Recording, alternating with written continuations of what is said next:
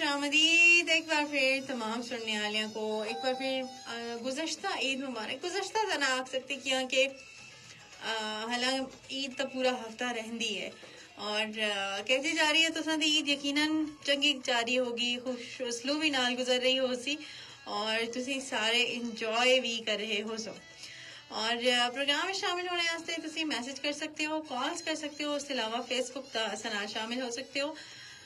Message करने वास्ते right message option में जुलसो ए जगह टाइप करो स्पेस ते अपना ना इलाके का ना शहर का ना और अपना पैगाम लिख के सेंड करो 8881 और उसके नाल नाल कॉल्स कर सकते हो 0582253237 था और नाल नाल तुसी जनाब शामिल हो सकते हो प्रोग्राम विच बजरिया फेसबुक कमेंट्स facebook.com/sunoejk।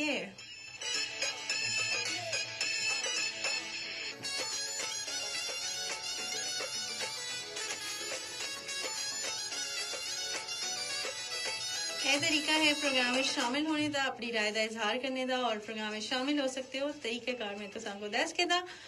और आज का टॉपिक है मौसम गर्मा विच जिली छुट्टियां होंदी हैं गर्मी दी मौसम विच कुछ सैरो सयाहत और मोस्टली ये होता है कि गर्मियां दियां छुट्टियां हो रही होंदी उसी विच इंसान पूरे साल दी स्कैजुअल कर रहा होंदा कि अच्छी इत्था जासा उथा जासा इंजॉय करसा घूमना फिरसा फैमिली नाल और इसी जी छुट्टियां हैं ना उन्होंने ये चाम होता है कि असी थोड़ा जा फैमिली नाल जुलते हैं इंजॉय करते हैं थोड़ा एक रिफ्रैश हो जुलते हैं। एवं बच्चों की भी छुट्टियां होंगी तो उसके नाल नाल जिहड़ा कि है ना एक इंजॉयमेंट भी होती है कि तुसी फैमिली नाल जुलसो थोड़ा जा टाइम चंगा गुजारसो। और चूंकि ईदा भी इसी दरमियान आ रही होंगी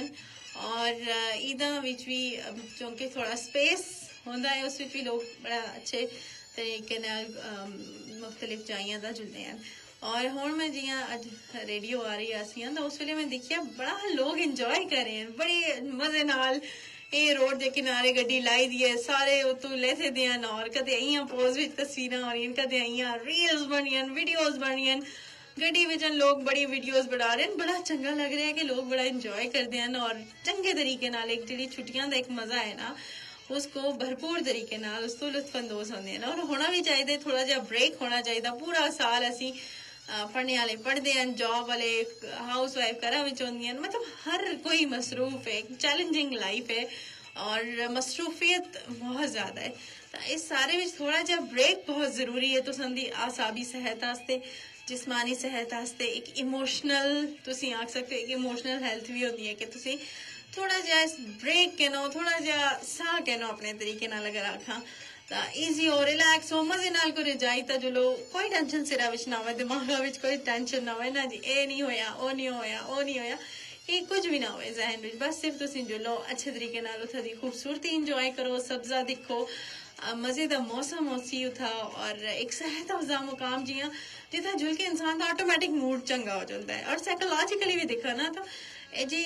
तुसी दुई जाइयां तो जाओ चंगियां जाइयां तो सोहनियां जाइयां तो फैमिली नाल अपने प्यारियां नाल जदों तुसी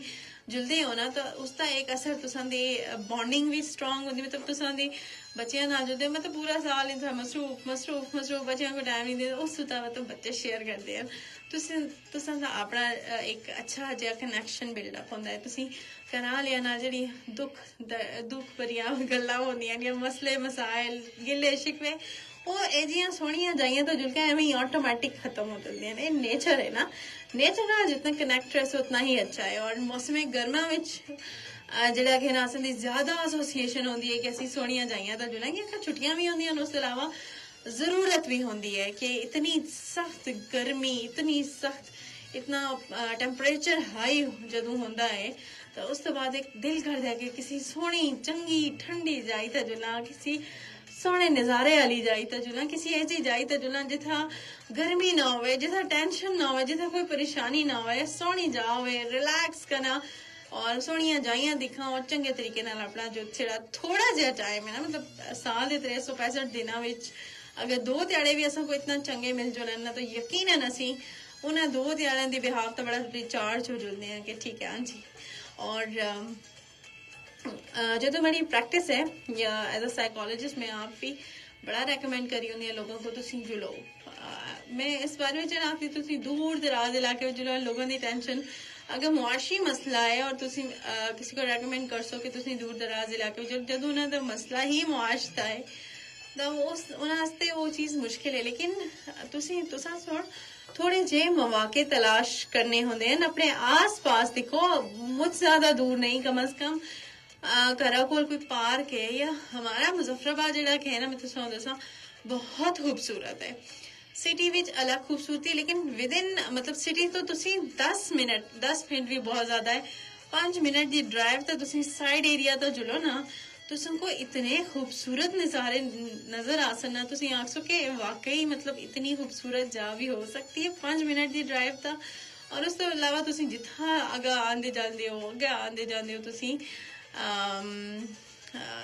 जिस वक्त है ना कि बड़ा अच्छा लग रहा होता है। और दुमेल तो तुसी 5 मिनट अगा चलो ना तो सबको इतनी खूबसूरती नजर आ सी, इतनी सोहनी जाइयां नजर आ सी, इतने सोहने नजारे, फिर अगा चले चलो इतनी खूबसूरत जाए। उस अलावा साइड एरियाज विच भी यही सीन है कि तुसी सोहनियां जाइयां तो सबको नजर आंदियां ना, बड़े इंसान इंजॉय करता है। अच्छा फेसबुक लाइव जो कि असि मौजूद हैं facebook.com/सुनो काशिफ इकबाल मुगल हसन नाल मुझे मौजूद हैं। आज लो हफ्ते तक टाइम है। अच्छा मैं थोड़ी मड़ी नजर कमजोर है, मैं इस वक्त कंफर्म करके ना कि तुमने सुन आख्या बेसिकली कि अच्छा आई चलो हफ्ते तक टाइम है, ठीक है। हफ्ते तक टाइम है जनाब। I love Neelam valley. इंशाल्लाह बहुत जल्द असी चक्कर लासा नीलम वैली दा।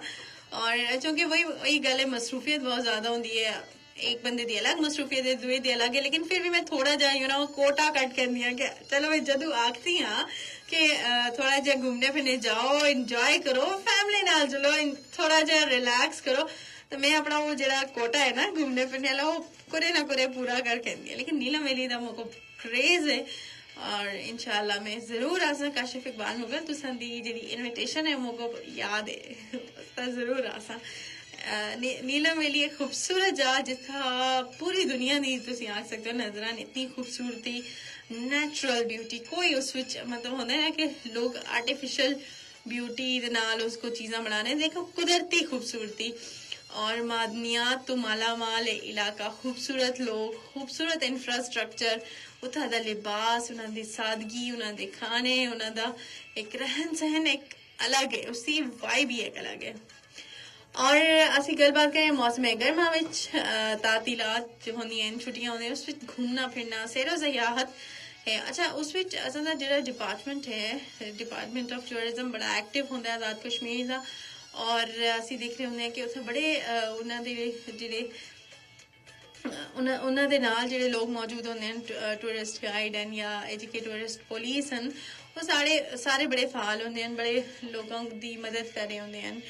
और चूंकि एरिया थोड़ा लैंडस्लाइडेड एरिया है, लैंडस्लाइडिंग कंटिन्यूसली हो रही होंगी, उस भी बड़ा उसको अप्रीशिएट किया जा रहा होंगे कि रोड क्लीयरेंस होनी चाहिए, उथा दी होटलिंग, उथा दी बाकी डिफरेंट हर तरह के नाल जिहड़े टूरिस्ट उन्होंने को फैसिलिटेट किया जा रहा होंगे। और उसके अलावा जनाब प्लान बनाओ फैमिली नाल, एक बड़ा अच्छा लग रहा होंगे कि तुसी थोड़ा जहा घूमने फिरने जाओ अपनी फैमिली नाल, अच्छा महसूस होती, फ्रैश महसूस होती। तुसी आप देखो ना थोड़ा जहा तुसी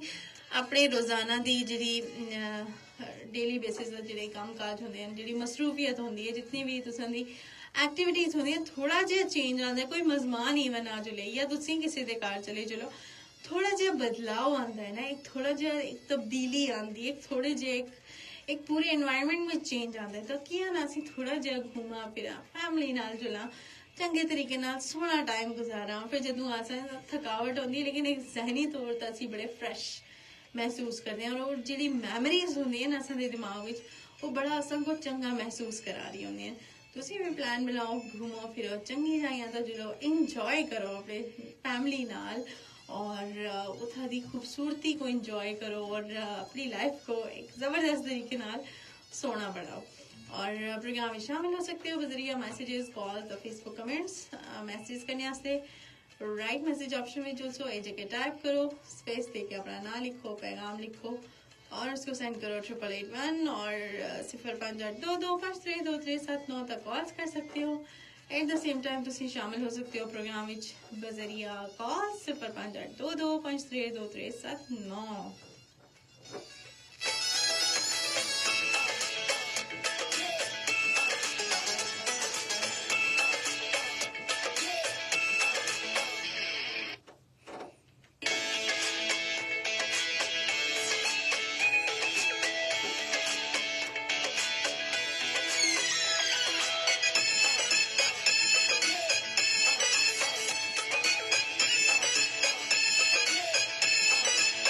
तो सर ने मैसेजेस में शामिल कर दिया कि कौन कौन असनार मौजूद है। मोहम्मद यासीन फ्रॉम मुजफ्फराबाद, आपका प्रोग्राम बहुत अच्छा है और हम इस टाइम पीर शनासी की तरफ जा रहे हैं।